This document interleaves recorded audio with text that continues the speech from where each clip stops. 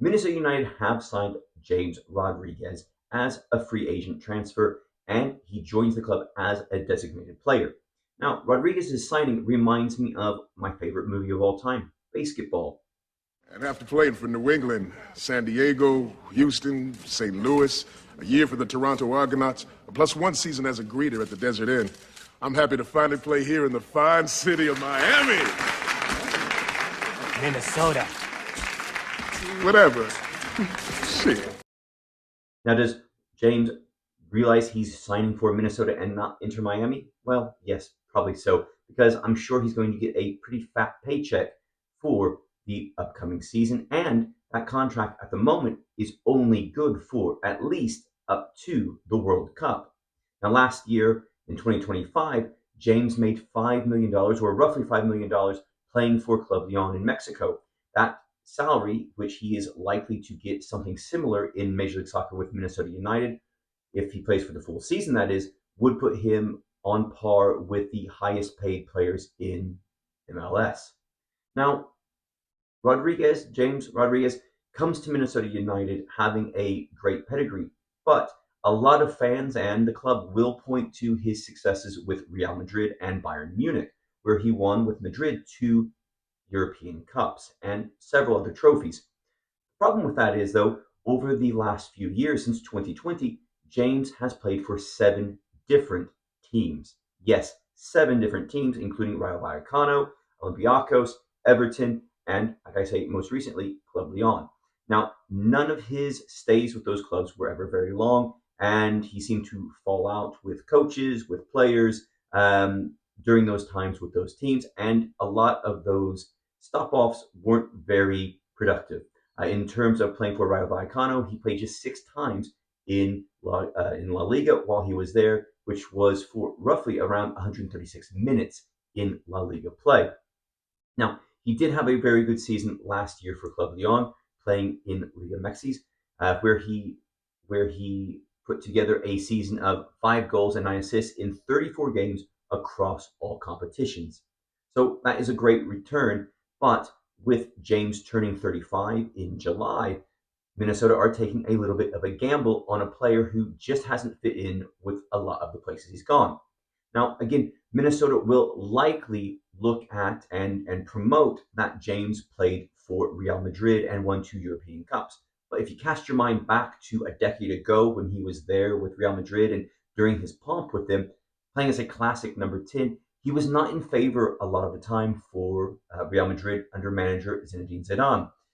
Zidane had a lot of issues with Rodriguez, from not wanting to use him in matches due to his poor work rate in defense, as well as seeing him only as that classic number 10 who wanted to stay in attack and didn't work enough for his teammates. Zidane also criticized James for his training work ethic in the training sessions, which also led to James being left out of the squad for many a game. Now, he still played 125 times for Real Madrid, tallying 37 goals and 42 assists. So that's a great, great return for the player. But when you think about his potential and what he could do, there's still questions whether he could have done more. And we've seen in the last few years as he's bounced from club to club, from country to country, England, Qatar, Greece, Mexico, Spain. We could have seen more from him because he's just not stuck at these places. Now, like I said before, it's a bit of a gamble for Minnesota United, but with a team who struggled at times for goals last season, this is a team that could use a creative spark. Now, the problem is with James is that work rate, that work ethic, and his work in defense. If he's been criticized there before for all of these things, there's not going to be much of a change from James in 2026 joining MLS. Minnesota will need to have their defensive midfielders and the rest of their players doing the dirty work if James is going to be successful in Minnesota. Now, why would James be joining Minnesota for the upcoming season? Well, of course, salary is one thing. He's coming in as a designated player. But, of course, the other is the 2026 World Cup. This will keep him fresh and ready for the 2026 World Cup as that gets ready to kick off in June. Now, his contract is only good for the moment up through the World Cup, according to sources. Now, that means that Minnesota, I apparently has the ability to extend that contract to allow him to stay for the rest of the season. Now, my assumption is that Club Leon, with his 5 goals and 9 assists across 34 games last season, and the ability that they, or the inability they had to play at the Club World Cup like they hoped to before they were banned from playing there, I'm assuming his original signing there was for him to play in that Club World Cup as a marquee player, but maybe they didn't see the return in his goals and assists to warrant another $5 million contract. Perhaps that was the reason they let him go, and that is a bit of my assumption. But in Minnesota, he will come in having the chance to help Minnesota grow, to be more creative, and to get fans into the stadium. Minnesota averaged just over 19,000 fans last season, which is a great, great figure in MLS. I remember the days when teams were pulling in 5,000 and 6,000 fans, and really oftentimes it was less than that because the attendance figures weren't necessarily real and accurate. But Minnesota had a great average attendance last season, but it still sat them 23rd in the league. Now, in a World Cup year, having a big name like James to market and promote could see more fans come through those turnstiles, although I will argue that MLS, USL, NWSL, all of these different leagues will likely suffer in 2026, especially after the World Cup, due to soccer fatigue from fans. And also with the amount of money teams, or excuse me, with the amount of money that the World Cup tickets, parking, all those things are going to cost, I think that there's going to be a lot of fatigue in the wallet for soccer fans in the United States and Canada, especially in the United States.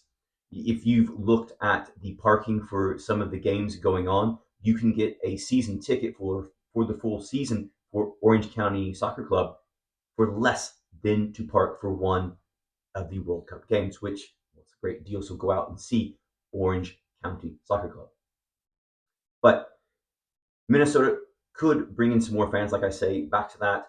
They could bring in more fans this year in the World Cup year, potentially with a big market, big name signing.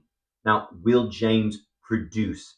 I'm not so sure because Minnesota need to have those players around him. They're going to possibly play a 4-3-3 formation with first year head coach Cameron Knowles. And that was the formation that Real Madrid played.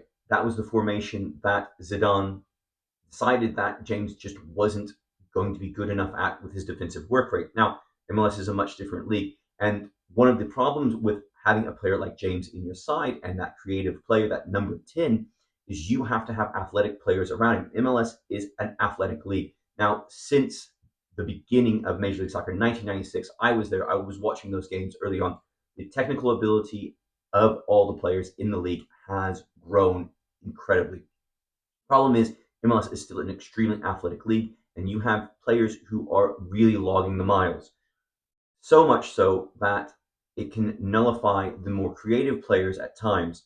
So if you've got these players who are not willing to put in the miles and put in the running, Messi's willing to put in the running. So that's why Miami succeeds. But they've also got the players to back him up, to do the dirty work, to fight for the ball.